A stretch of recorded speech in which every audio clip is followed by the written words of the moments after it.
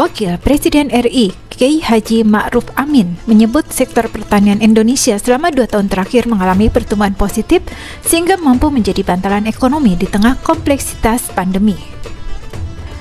Juga dampak perubahan iklim ekstrim dan dampak ketegangan geopolitik dunia. Ketangguhan sektor pertanian makin diuji dengan adanya ancaman krisis El Nino. Sektor pertanian mampu mencukupi suplai beras sepanjang krisis tersebut, ujar Wapres dalam kegiatan penyerahan penghargaan Adikarya Pembangunan Pertanian 2023 di Istana Wapres Jakarta pada Senin 14 Agustus 2023 kemarin. Wapres meminta agar kinerja pertanian dapat ditingkatkan kembali dalam menopang kemungkinan adanya krisis pangan global. Potensi pengembangan pangan lokal yang cukup menjanjikan adalah umbi-umbian, salah satunya ubi jalar. Ubi jalar memiliki prospek cerah karena dapat dimanfaatkan sebagai bahan pangan penghasil karbohidrat, sebagai alternatif bahan makanan pokok beras. Potensi produksi ubi jalar di Indonesia mencapai 2 juta ton per tahun dan menduduki 10 besar produk ubi jalar di dunia.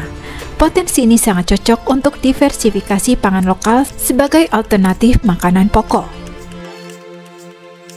Salah satu jenis ubi jalar yang menguntungkan adalah ubi ungu.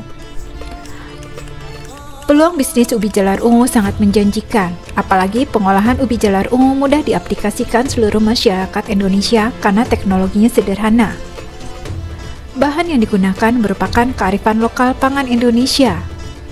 Yang utama dapat meningkatkan perekonomian keluarga.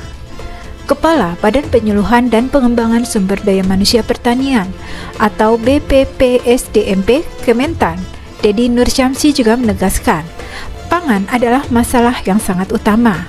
Masalah pangan adalah masalah hidup matinya suatu bangsa. Sudah waktunya petani tidak hanya mengerjakan aktivitas on-farm, tapi mampu menuju off-farm, terutama pengolahan pasca panen. Banyak yang bisa dikerjakan untuk menaikkan nilai pertanian, khususnya pasca panen melalui hilirisasi pangan. Tuntutannya adalah petani harus bisa memodifikasi, membuat variasi agar produk-produk baru hasil olahan seperti brownies dari pangan lokal. Di Indonesia, ubi berlimpah di mana-mana. Di pasaran, peminat ubi jalar memang tergolong cukup tinggi. Banyak perusahaan yang membutuhkan pasokan ubi jalar untuk bahan baku pembuatan produksinya. Tentunya, budidaya ubi jalar ini akan menguntungkan. Tidak ada syarat khusus dalam budidaya ubi jalar. Tanaman ini dapat tumbuh di ketinggian hingga 500 meter di atas permukaan laut. Ubi ungu saat ini tengah menjadi komoditas yang naik daun di pasar tradisional maupun swalayan. Ubi ini termasuk primadona di antara jenis-jenis ubi yang diminati konsumen karena memiliki komposisi gizi yang lengkap serta memiliki fungsi fisiologis bagi kesehatan tubuh.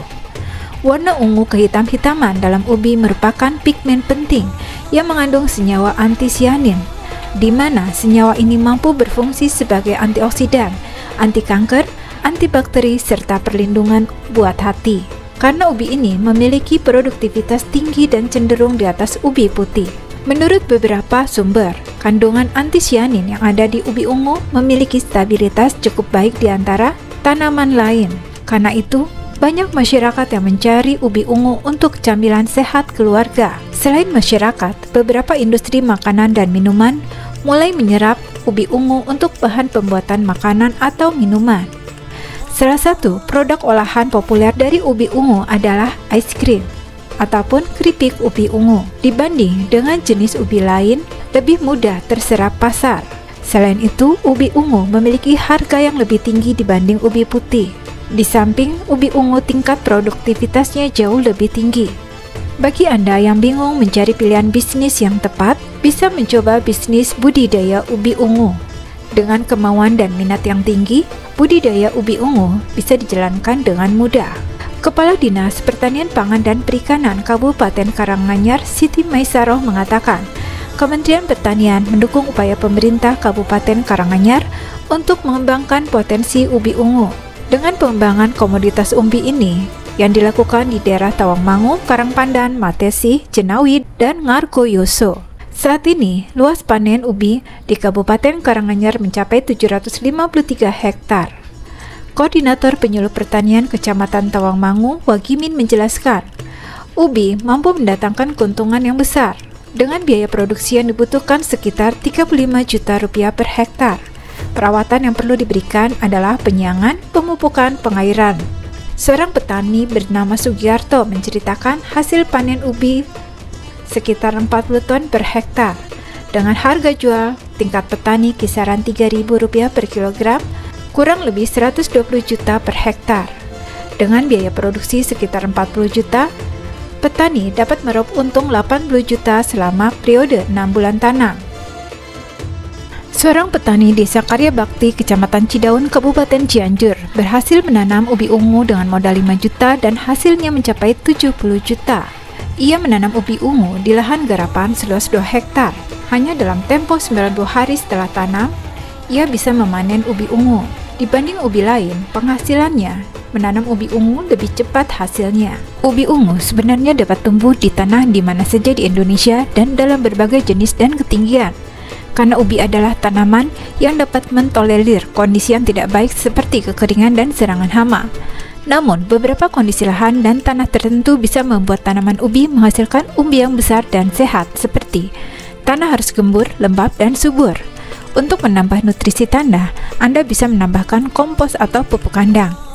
Tanah juga harus berdrainase baik dengan suhu sekitar 25 hingga 30 derajat Celcius. pH tanah yang ideal adalah sekitar 6. Tanah berada di daerah yang bebas banjir, bebas batu dan gulma, serta jauh dari tempat pembuangan sampah. Tanah juga tidak berada pada kemiringan tertentu agar terhindar dari erosi. Tanah harus berada di area yang terkena sinar matahari penuh. Media tanam haruslah berupa gundukan-gundukan tanah yang dibuat dalam bentuk barisan memanjang. Untuk perbanyakan bibit ubi ungu dapat dilakukan dengan 2 cara, yaitu dengan generatif melalui umbi dan cara vegetatif melalui stek batang. Pembibitan secara vegetatif yaitu pilih tanaman ubi jalar yang telah berumur 2 bulan lebih yang beruas pendek. Batang yang akan dijadikan bibit dipotong sepanjang 15 hingga 25 cm dan minimal batang yang akan dipotong tersebut memiliki 2 ruas batang. Daunnya dibuang agar mengurangi penguapan. Setelah itu ikat bibit stek tersebut dan letakkan pada tempat teduh selama seminggu. Disarankan, perbanyakan ubi jalar melalui cara ini hanya dilakukan pada 3 hingga 5 generasi penanaman karena dapat menurunkan kualitas tanaman umbi. Selanjutnya, benamkan 2/3 bagian batang bibit stek ke dalam tanah dalam bedengan dan lakukan penyiraman secara rutin untuk menjaga kelembapan pada pagi dan sore hari. Jika tanaman sudah mulai tumbuh optimal, penyiraman dapat dihentikan karena tanaman ubi termasuk tanaman yang tahan terhadap kekeringan.